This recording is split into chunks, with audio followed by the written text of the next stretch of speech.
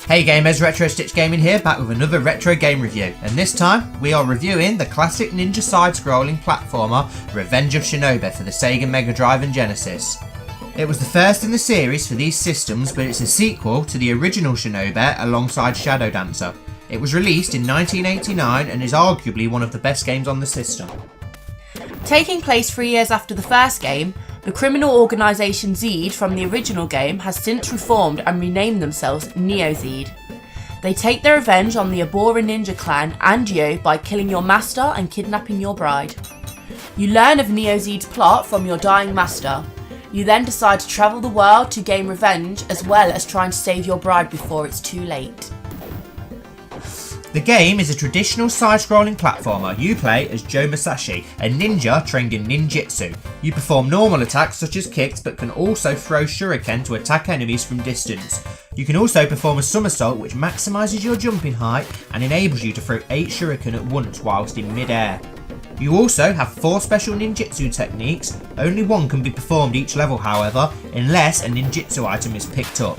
The game has 4 difficulty settings. As difficulty increases, more enemies appear per stage, and on the hardest setting you take twice the damage and start with only the 1 life. The game is known for its difficulty and receives some criticism for its final boss being way too difficult. From the start menu you can choose how many shuriken you start with from 0 to 90, though a technique does exist that allows unlimited. The game is split into 8 districts before a final confrontation with the head of Neo-Zed. Each district is split into 3 scenes, 2 of which being platform levels and the third a unique boss battle. Some stages consist of many layers, such as the first scene of the military base where switching between layer is done with a somersault move. Bonus crates are found in each level containing power-ups, health packs and special items to gain lives and extra ninjutsu attacks. Some crates can be hidden in scenery, and some can contain bombs, so watch out for that. You can get out the way of the radius if you're fast enough however.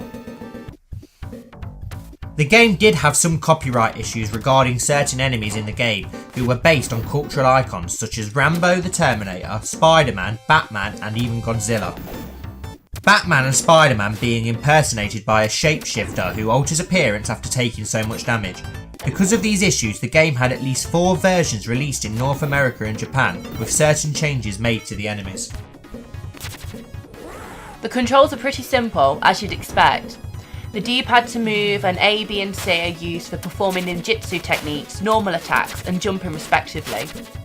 The soundtrack is awesome and was made by the same guy who made an incredible Streets of Rage soundtrack. And the visuals are great considering it was one of the earliest games on the system, and it holds up pretty well.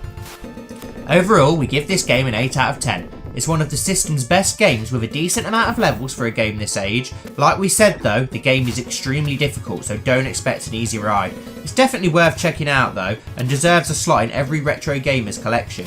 And best of all, you get to play as a ninja. I mean, who wouldn't want to be a ninja? We hope you enjoyed this review and found it useful. If there's any retro games you'd like us to review, just let us know in the comments below.